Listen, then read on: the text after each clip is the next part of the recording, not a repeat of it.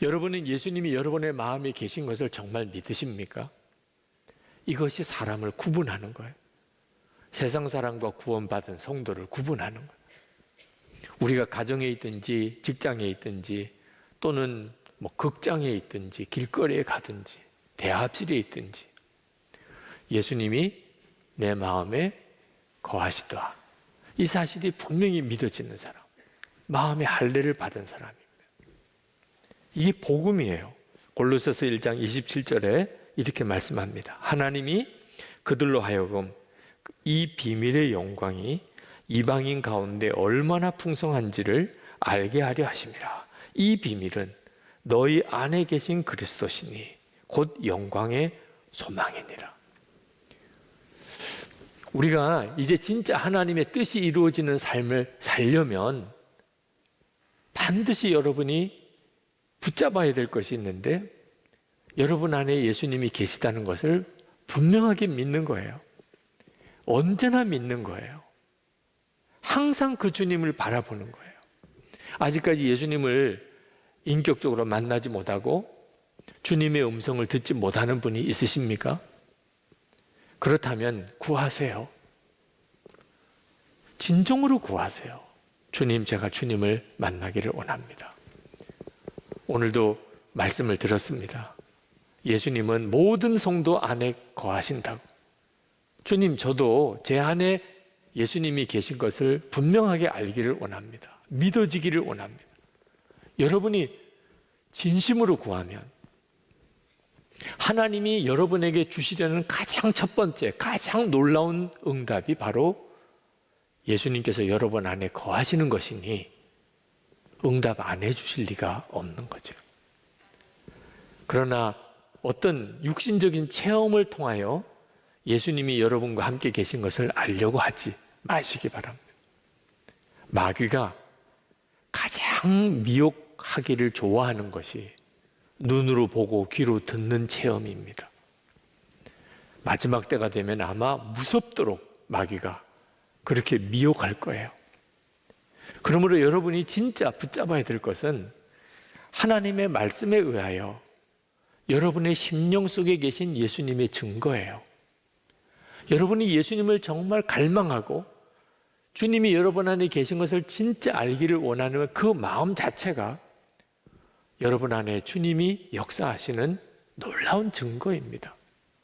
주님이 역사하지 않으면 그런 소원이 생기지를 않습니다. 이미 여러분들은 예수님이 여러분 안에 계신 것을 다 아시는 분들이세요. 그래서 오늘 이 예배에 오셨고 지금 이 영상으로 설교를 들으실 거예요. 자, 그런데 많은 분들이 예수님이 내 안에 계신 것을 말씀을 통해서는 알겠는데 왜 예수님은 내 삶 속에 놀랍게 역사하지 않으시나? 그래서 믿음이 흔들리는 분들이 많으세요. 우리 가정에, 내 일터에, 학교 공부할 때 왜 주님은 역사 안 해주시나? 여러분 아셔야 됩니다. 주님이 역사 안 하시는 게 아니에요. 역사하지 못하시는 거예요. 왜냐하면 예수님은 여러분이 예수님을 영접했기에 여러분 안에 오셨지만 예수님이 여러분의 진짜 주님, 진짜 왕이 아니시기 때문입니다.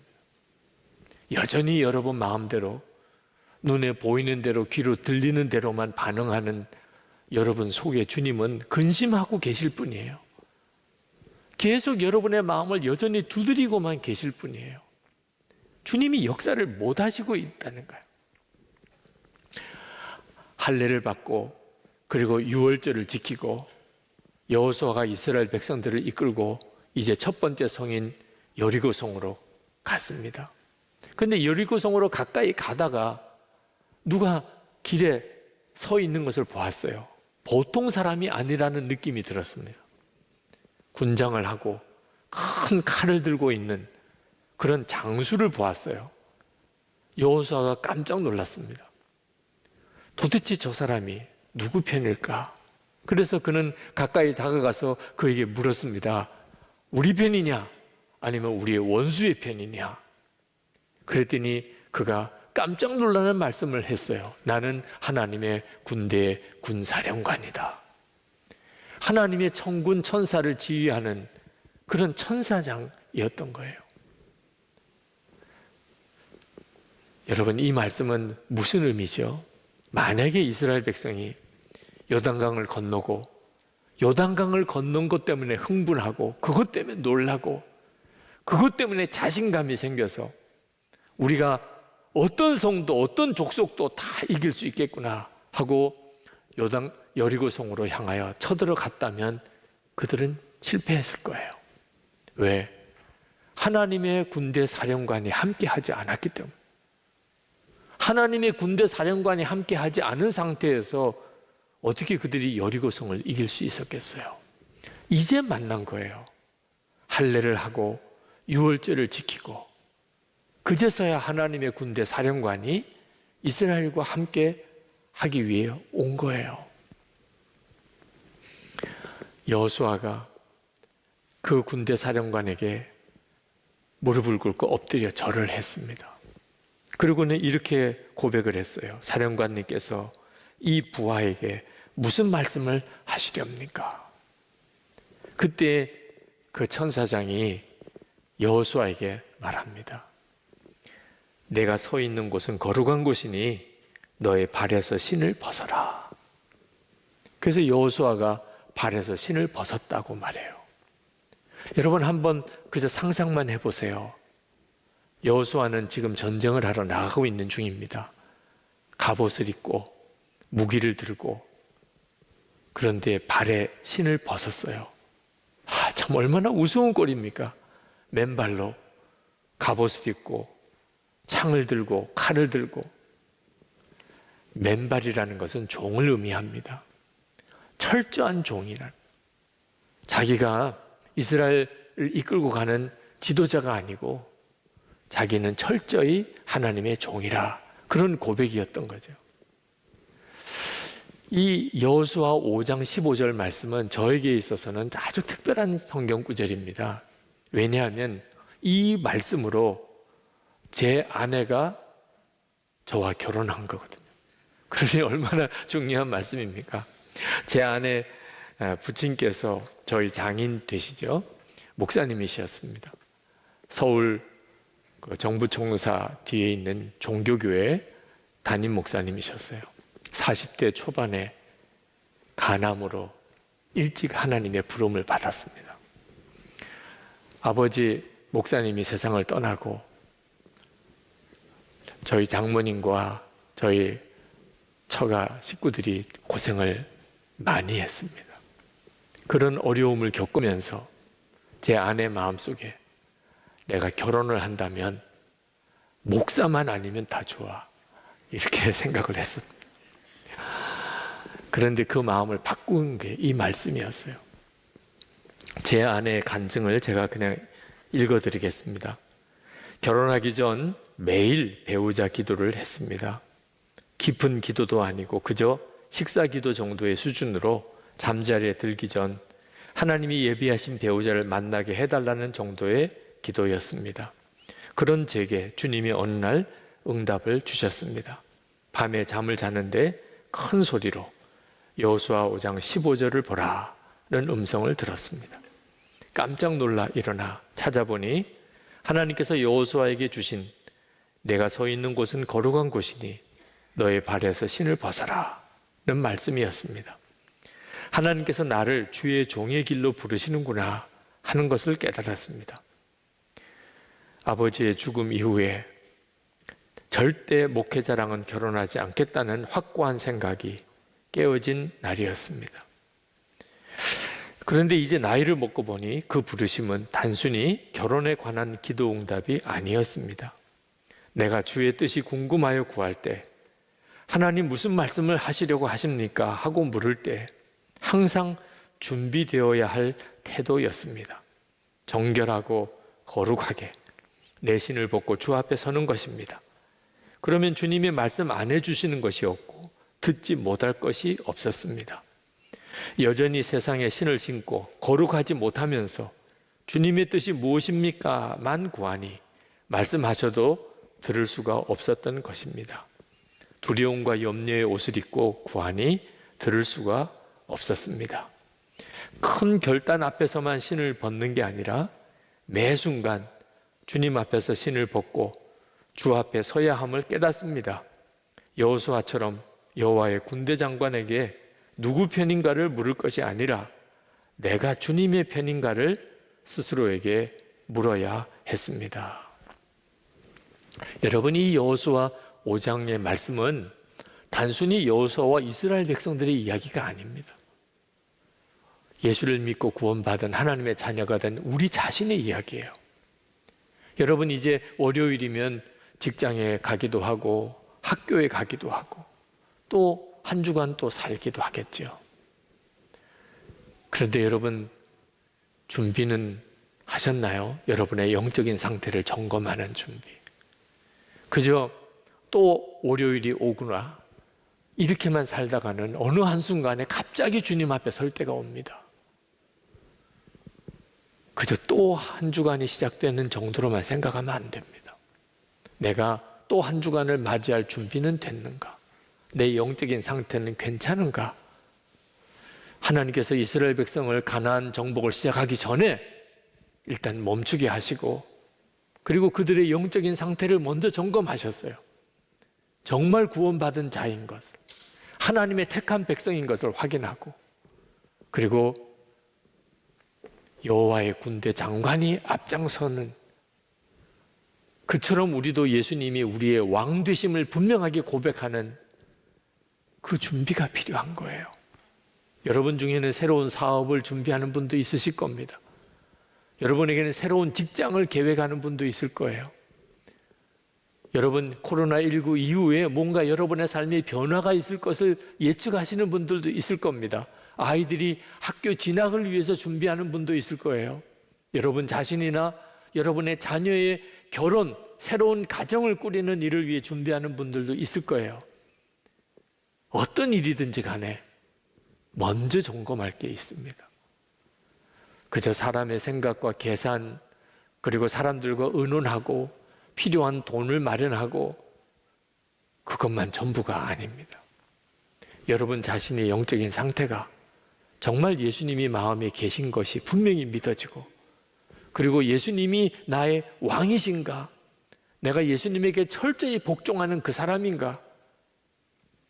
그 다음에서야 무슨 말을 하든 무슨 도장을 찍든 무슨 결정을 하든지 해야 합니다.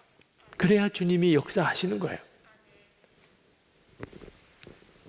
당시 이스라엘 백성들은 돌칼로 할례를 했습니다. 요즘처럼 마취를 하고 그리고 아주 예리한 칼로 빨리 수술을 해도 쉽지 않은 수술인데 돌칼을 가지고 마취도 없이 그때 할례를 행했을 때 얼마나 고통스러웠겠어요. 여러분이 예수님이 왕이신 삶을 사는 것이 선뜻 기쁨으로 안 다가오는 분들이 있으실 거예요. 우리는 본성적으로 마음대로 살고 싶어 해요. 예수님이 왕이신 것조차도 부담스러워요. 내 하고 싶은 일, 내 가고 싶은 것, 그것을 이루어 주기만을 원하는 분들도 많으실 거예요.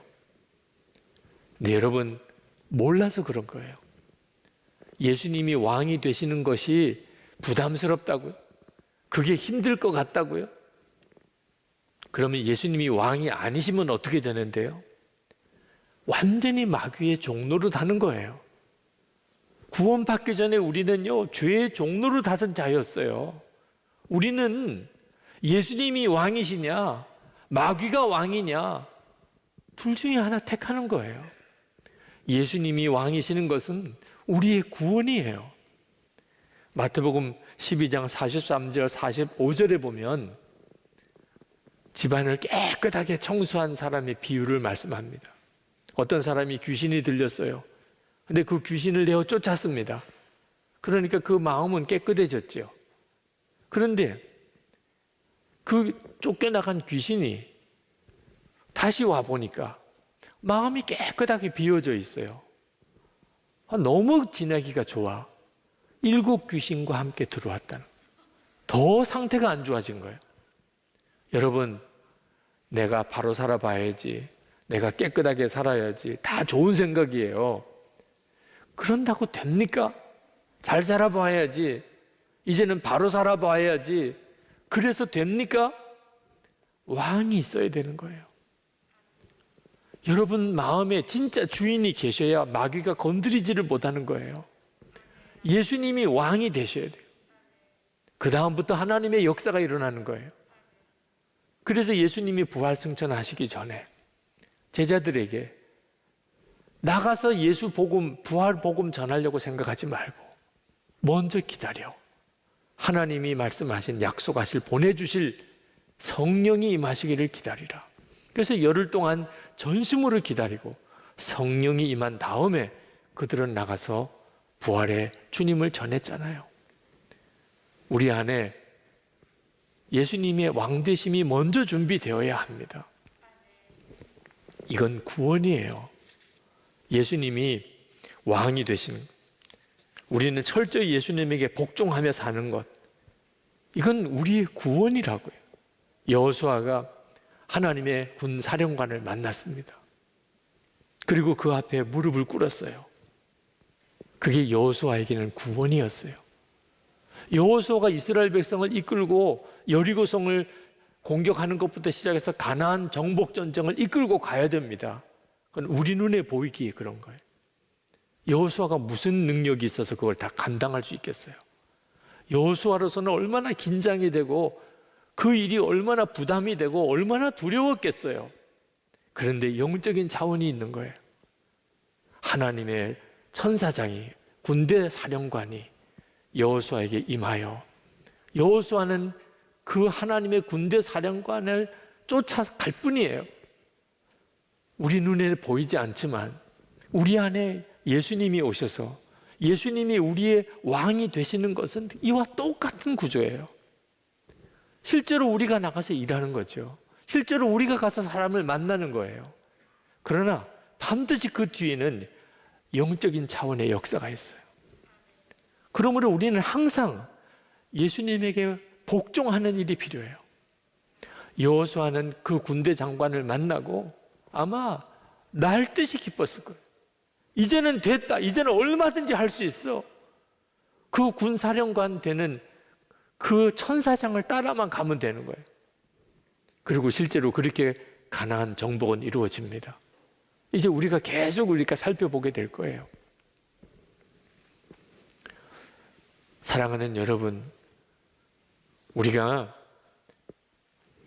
우리 안에 계신 예수님, 그분의 왕되심을 분명히 하는 것이 비로소 구원이 실제로 우리의 삶 속에 이루어지는 핵심 열쇠입니다. 이스라엘 백성이 가나안 땅에 들어갔을 때 만나가 그쳤다고 그랬어요. 그들은 광야 40년 동안 매일 하나님이 보내주시는 만나를 먹고 살았습니다. 근데 가나안 땅에서는 만나가 없어졌어요. 한편으로는 얼마나 허전했겠습니까? 이제는 그들이 농사 지어서 그 곡식을 먹어야 되었습니다. 이스라엘 백성은 가나안 땅에서 구름 기둥, 불 기둥으로 날마다 인도를 받았어요. 그런데 가나안 땅에 들어가서는 구름 기둥, 불 기둥은 없어졌어요. 그들은 이제 하나님의 말씀에 귀를 기울이고 순종함으로 나가야 됐어요. 눈으로 보이는 구름 기둥, 불 기둥이 없어요. 이스라엘 백성들이 광야에 있을 때는 영적으로 아직 어린아이 상태, 하나님이 구름 기둥도 보여주고 불 기둥도 보여주고 아침에 만나도 내리게 하시고 그들을 그렇게 이끄셨어요. 근데 가나안 땅에 들어가서는 그들이 스스로 농사 지어야 되고 하나님의 말씀에 순종해서 칼을 들고 창을 들고 그 가나안 족속과 싸워야 됐습니다. 우리도 마찬가지예요. 이스라엘 백성들에게는 더 이상 하나님이 모든 걸 기적으로만 보여주시지 않으셨어요. 홍해, 요단강 건너는 거 그걸로 충분했어요. 그걸로 충분하잖아요. 이제는 하나님의 말씀에 귀를 기울이고 오직 순종함으로 믿음의 걸음을 나가야 되는 거죠. 우리도 똑같아요. 여전히 기적을 보아야만 하나님을 믿겠다는 분들이 있어요. 하나님은 분명히 기적으로도 역사하세요. 그런데 충분하잖아요. 기적은 예수님의 십자가로 지옥 갈 우리가 하나님의 자녀가 됐어요. 이런 기적이면 충분하잖아요. 예수님께서 여러분의 마음에 임하셨어요. 지금도 여러분 안에 계세요. 이런 기적이면 충분하잖아요. 무슨 기적을 더 바라요? 이제 우리에게 필요한 건 주님의 말씀에 순종하겠습니다. 예수님은 내 왕이십니다. 이제는 주님이 나와 함께 계신 것 반드시 기억하고 살겠습니다. 이렇게 가야지요. 하나님이 이스라엘 백성을 가나안 땅에 정복하게 하신 것은 그냥 가나안 땅을 이스라엘 백성에게 주시려고 하심이 아니었습니다. 그랬다면 홍해도 가르시고 요단강 물도 마르신 하나님, 가나안 족속 한번 바람으로 확 불어서 지중해로 다 날려버리시고 성은 지진 몇 번으로 그냥 다 흔들어서 다 무너뜨리시면 깨끗하게 그저 너희들 들어가서 잘 살아라 그러면 되는 거 아닙니까? 근데 하나님은 가나안 땅에 들어가서 매 순간 하나님께 순종하면서 또 순종하면서 믿음으로 주님 바라보고 나아가 가나안을 정복하게 하셨어요. 이유가 있었어요. 하나님은 가나안 땅 사람들에게 하나님이 참 하나님이신 것을, 이스라엘 백성들이 진짜 하나님을 경외하는 백성인 것을 보여주시고 싶으신 거예요. 그게 하나님이 이스라엘 백성을 가나안 땅에 들어가게 하신 이유예요. 여호수아 4장 24절에 하나님이 가나안 땅에 들어가게 하시는 이유를 말씀합니다. 이는 땅의 모든 백성에게 여호와의 손이 강하신 것을 알게 하며 너희가 너희 하나님 여호와를 항상 경외하게 하려 하심이라 하라. 우리도 마찬가지예요. 우리가 이 세상에 사는 이유, 우리가 진짜 하나님을 경외하는 사람인 것을, 예수님을 왕으로 정말 믿고 순종의 삶을 사는 사람인 것을 사람들에게 보이려고 하심이에요. 어느 집사님이 아주 까다로운 성품의 시어머니를 모시고 삽니다. 늘 기도 제목이 시어머니 변화시켜 달라고, 예수 믿게 해달라고 기도 제목이에요. 시댁이 영적으로 아주 어려워요. 시댁 식구들 다 예수 믿는 구원의 역사를 달라고 그렇게 오래 기도했어요. 만날 때마다 왜 하나님은 내 기도 안 들어주시느냐고 한탄을 해요. 한탄을. 여러분, 하나님은 왜 그 집사님의 기도를 응답을 그렇게 더디하실까요? 그 집사님이 끊임없이 사람 바꿔달라고, 환경 바꿔달라고 그렇게만 기도하기 때문입니다. 기적을 보여달라고 그렇게만 기도하기 때문이에요. 가나안 땅에 정복할 수 있는 성도의 믿음은 그런 기도를 드리는 신앙이 아닌 거예요. 만약에 그 집사님이 예수님은 나의 왕이십니다, 그 점을 분명히 하고 살면 이제는 주님은 내 안에 거하시고, 그러니 구할 게 뭐 있어요? 주님이 내 안에 거하시는데 예수님 내 왕이십니다. 어머니를 향하여 어떻게 할까요? 시동생들을 향하여는 어떻게 할까요? 이 영적으로 어려운 시댁 식구들에게 나는 어떻게 그들을 섬길까요? 그가 그렇게 기도하면 얼마나 응답이 많았을까요? 사랑하는 여러분, 여러분의 삶 속에 주님을 함께 계세요. 오늘 이 시간이 여러분이 진짜 마음의 할례를 받는 시간, 예수님은 정말 나와 함께 계시다, 그걸 어떻게 의심할 수 있어요? 이제 예수님은 나의 왕이시다. 주님 내게 명령하세요. 무엇이든지 명령하세요. 저는 오직 복종하겠습니다. 내가 신을 벗겠습니다. 이제는 나는 진짜 주님의 종입니다. 주님 저를 통해서 주의 일을 하세요. 그러면 그 다음부터는 이제 가나안 땅의 정복의 역사가 여러분의 삶에 일어나게 됩니다. 하나님은 그때부터 일하시기 시작하세요.